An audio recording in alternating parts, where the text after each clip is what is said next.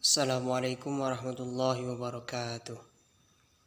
Alhamdulillahi rabbil alamin. Assalatu wassalamu ala asyrafil anbiya wal mursalin wa ala alihi wa sahbihi ajma'in, amma ba'. Yang pertama-tama yang saya hormati Bapak Dr. Andes Amiruddin MPDI yang telah membina kami. Semoga apa yang Bapak sampaikan dan Bapak ajarkan kepada kami bermanfaat bagi dunia dan akhirat kala, insyaallah, amin. Yang kedua kalinya, salawat beriringkan salam tak lupa kita hanturkan kepada junjungan Nabi besar kita, yakni Nabi Muhammad SAW, dengan lafaz Allahumma salli ala Sayyidina Muhammad wa ala ali Sayyidina Muhammad. Baiklah, yang ketiga kalinya di sini saya akan mempresentasikan 3 makalah. Yang mana di sini satu makalah itu makalah saya sendiri. Baik, di sini saya akan menjelaskan makalah hakikat tujuan pendidikan Islam dalam perspektif Islam. Hakikat tujuan pendidikan agama Islam adalah menanamkan takwa dan akhlak serta menegakkan kebenaran dalam rangka membentuk manusia yang berpribadi dan berbudi luhur menurut ajaran Islam.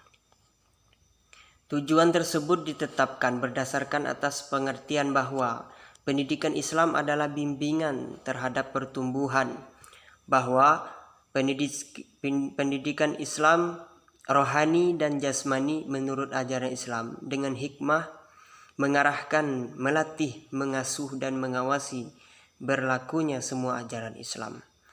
Tujuan pendidikan agama Islam didasarkan pada sistem nilai yang istimewa yang berasakan pada Al-Quran dan hadis, yaitu keyakinan kepada Tuhan dan Rasul-Rasulnya, kepatuhan dan penyerahan kepada segala perintahnya sebagaimana yang dipraktekkan oleh Rasulullah SAW.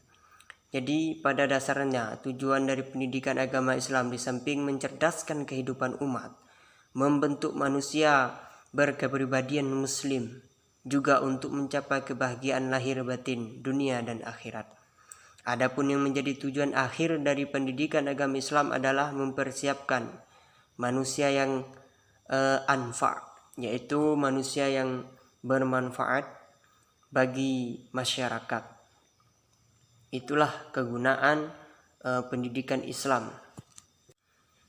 Jadi tujuan pendidikan adalah menciptakan seseorang yang berkualitas dan berkarakter sehingga memiliki pandangan yang luas ke depan untuk mencapai suatu cita-cita yang diharapkan dan mampu beradaptasi secara cepat dan tepat di dalam berbagai lingkungan, karena pendidikan itu sendiri memotivasi diri kita untuk lebih baik dalam segala aspek kehidupan.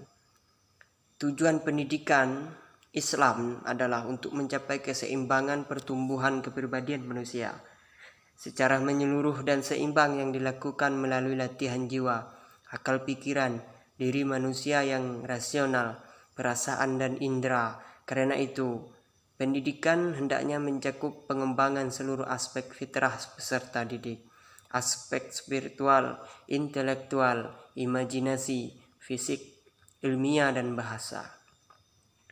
Jadi dapat kita simpulkan, jadi untuk mengungkapkan bahwa hakikat pendidikan Islam itu salah satunya itu membentuk akhlak mulia, terus mempersiapkan kehidupan dunia dan akhirat, mempersiapkan untuk mencari rezeki dan memelihara segi kemanfaatannya.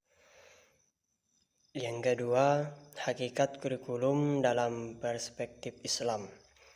Kurikulum berasal dari kata kurikulum yang berarti rencana pelajaran. Sedangkan arti kurikulum dalam bahasa Arab disebut mahaj.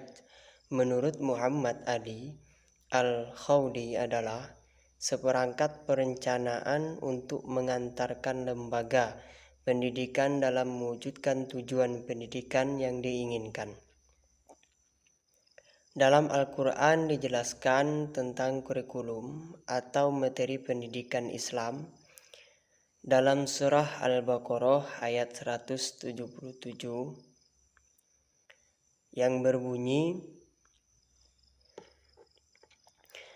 Laisal birra an tuwallu wujuhakum qibalal masyriq wal maghrib walakinnal birra man amana billahi wal yawmil akhir wal malaikati wal kitabi wan nabiyyin wa atal mal ala hubbihi zawil qurba wal yatama wal masakin wa ibnas sabila was sa'ilin wa fir riqabi wa aqamas salata wa ataz zakah wal mawfuna bi ahdihim iza ahadu was sabirin fil ba'sa wad dharra wa hinal ba's ulaika alladziina sadaqu ulaika humul muttaqun.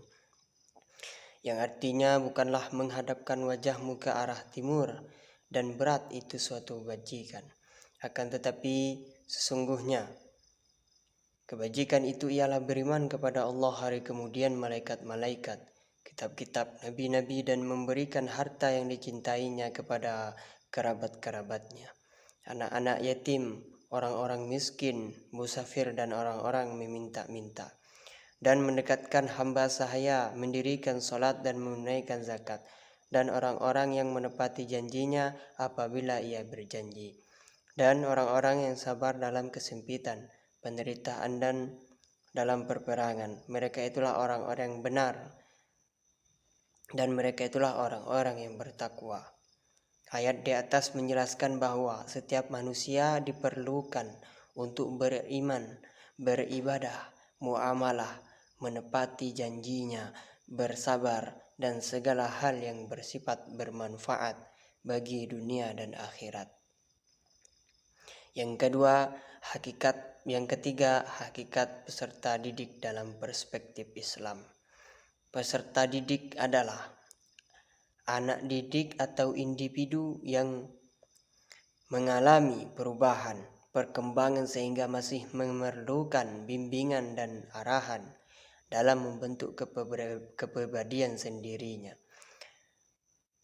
Sebagian dari struktural masih memerlukan membentuk kepribadian proses pendidikan.